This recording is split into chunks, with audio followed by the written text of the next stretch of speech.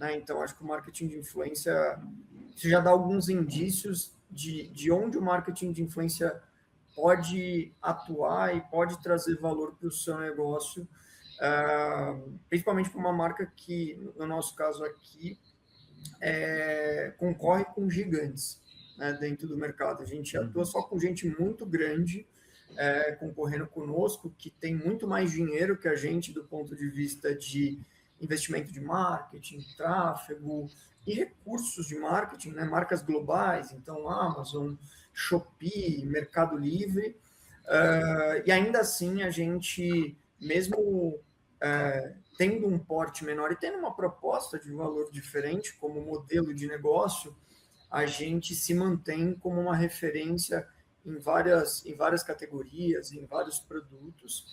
E há um ano eu também, junto com o Muri aqui, acho que é importante ele se apresentar, a gente criou o MGD, que é um negócio para a gente levar todo esse conhecimento que a gente tem de mercado, a união de nós dois ali, né? Ele se apresentou, acho que ele vai falar um pouco do repertório dele, de todos os cases e resultados, mas como a gente leva toda essa expertise do varejo, de estratégias que a gente executou e resultados que a gente teve na prática para o mercado, né? Então, negócios menores, então sejam empresas, sejam agências, sejam empreendedores que estão começando numa jornada, a gente traz isso de forma muito prática, com metodologia para ser algo aplicável, né? Não ser algo que muita gente às vezes se depara com a gente numa situação de, cara, isso é para mim, isso cabe no meu negócio, a gente fala, cara, esse é o nosso propósito, né? Então a gente está na linha de frente de grandes negócios, de grandes cases, mas a gente quer levar isso de forma democrática para outros negócios. Mas é bom o Muri também se apresentar um pouquinho, falar um pouco sobre ele aí, um pouco do que a gente vai trazer aqui como conteúdo prático. Perfeito.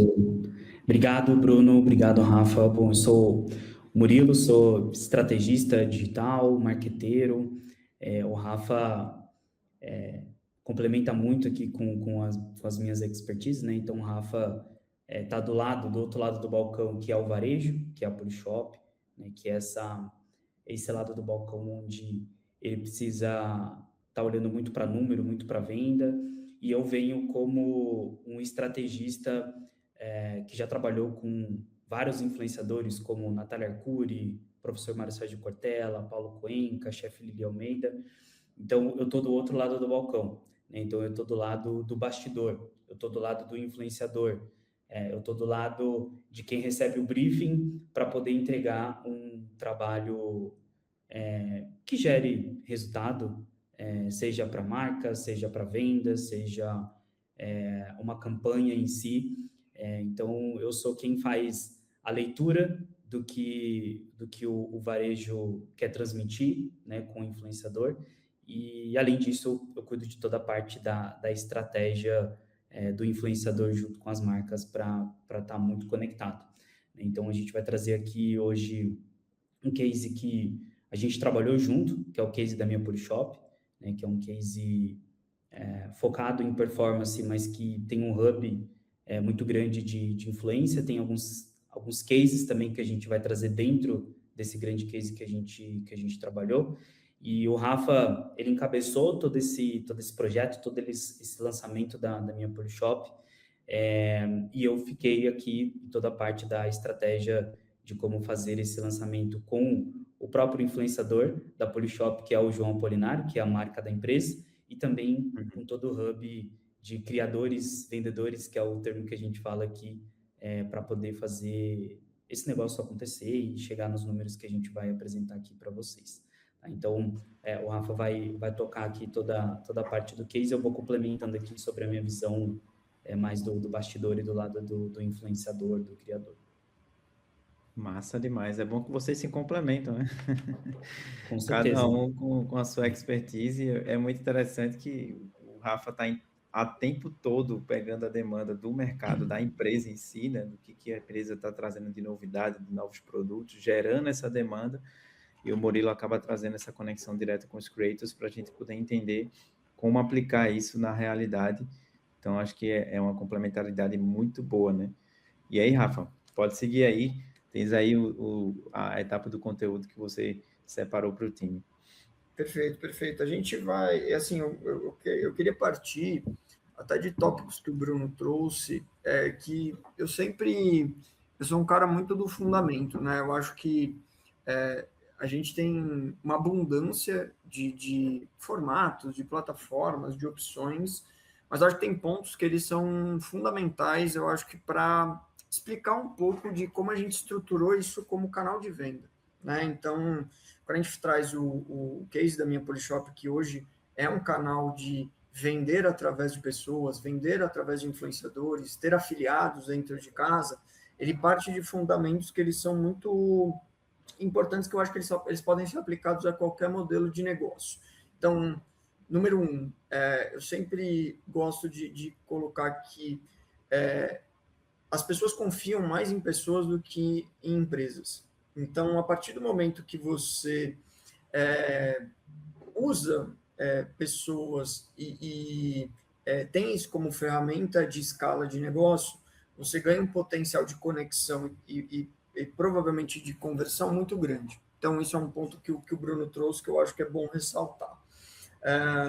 Número 2, marketing é sobre frequência, né? Então, a gente tem uma tendência natural a achar que a maioria das ações que a gente vai fazer de marketing, elas vão trazer resultado imediato.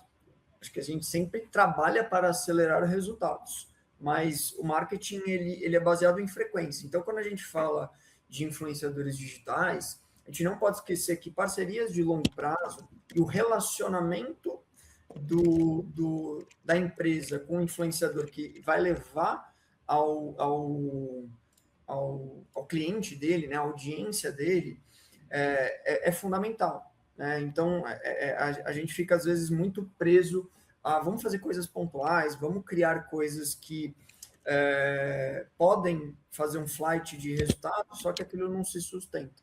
Então, trabalhar longo prazo, trabalhar essa consistência, esse storytelling é fundamental. E tem um terceiro ponto que eu falo muito sobre, quando a gente está falando de marketing de influência, a gente está falando de transferência de autoridade. O que é transferência de autoridade? É o influenciador que tem uma audiência, que tem confiança, que tem um engajamento, que tem um impacto, ele vai transmitir isso para a audiência dele quando ele tiver, de fato, essa sinergia com a marca. Ele tiver essa conexão real. Então, isso denota duas coisas, né? Que o Bruno falou. Quem, de fato, você tem que escolher para trabalhar com você. Então, não é simplesmente uma curadoria massiva. Tem que ter uma seleção, tem que ter um treinamento, tem que ter algo que, de fato, cria essa conexão concreta para realmente ter essa transferência. E dois, sempre lembrar que o influenciador é quem precisa dar voz para essa mensagem, não a marca. Porque o influenciador está te levando num lugar que você não iria sozinho.